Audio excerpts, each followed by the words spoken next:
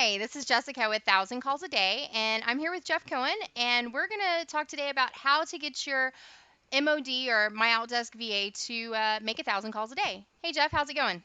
Hey, Jessica, I'm doing really well today. I happen to own the #1 real estate team in Omaha, Nebraska, and we've had over 20 virtual assistants in the past, and I'm really excited to share some best practices with you guys today. Just diving right in, the first thing I'd recommend when hiring a virtual assistant is to be sure when they send you a video, a lot of times they'll send you like a 30-second or 1-minute video so that you can listen to them and watch them. Please turn your computer screen around. It doesn't matter how they look. I always laugh when I see the actual video file when it comes to me. You don't need to see how they look because when they're making calls for you, no one's going to see them.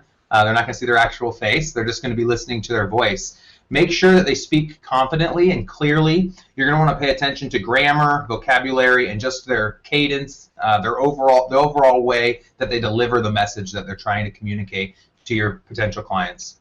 Also, in terms of resumes, always be sure to get a resume. Find out who their past several clients were and what type of activities they were doing for that past client.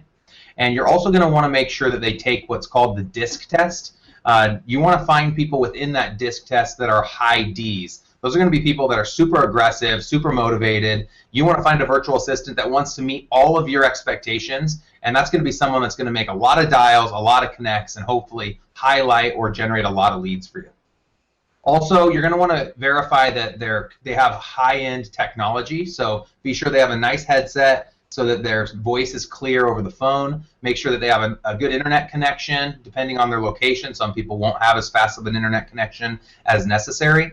And then also make sure that they have a new computer. You're going to want at least a i3 or i5 chip in the computer with at least 4 gigs of RAM. You just want to make sure all their technology is running smoothly because they obviously are going to need to be able to communicate it at a quick level, and you want to be sure that the technology isn't holding them back. Absolutely. The one thing that I want to touch on is on the interview process. One thing that I always look for is I want to make sure they've done some homework on our company. I want to make sure that they ask some relevant questions about what we do and what they're expected in their position. I'm also looking for them to share some personal information. I want them to build some rapport with me, and getting to know your VA is very, very important. It shows that you care about them, and it's going to make them stay with you longer. The other thing I look for is, are they compatible with the agent that they're going to be calling out for? If I'm super outgoing and I have somebody that's very quiet, I don't want to put those two people together. Um, the other thing I ask is, why do they want the job? The BPO industry over in the Philippines, which is the business process outsourcing industry, is huge. A lot of these guys are traveling like 2 and 3 hours to get to call centers. That's one way. So working for My Outdesk is great. They like to stay home and be part of their family, and I can certainly relate to that. I also look at their work history and their professional goals because the BPO industry is so big over there. I don't want them to be what they call a call center hopper. Um, and then, have they ever worked virtually before? Some have taught English online, some have not, and that's always a big plus for me because working from home and working virtually does come with its own special set of challenges. And then the last thing I like to do is I do a lot of role playing, especially in the interview. Right off the bat, I want to see where they are cold with absolutely no training to see what kind of work I've got cut out for me. Awesome. So It's good. yeah, yeah. So that's pretty much all I've got on how to hire your VA with Mod. And Jeff, anything else you want to add?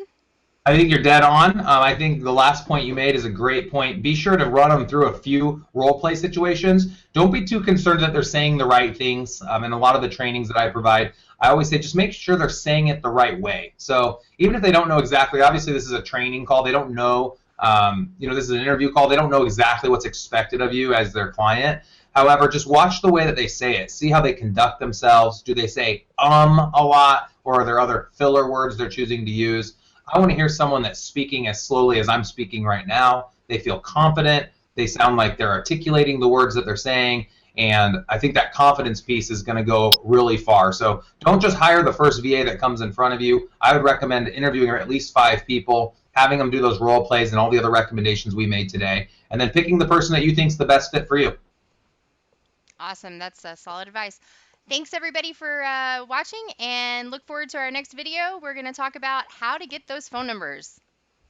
Awesome. Thanks, Jessica. All right, thanks. Bye.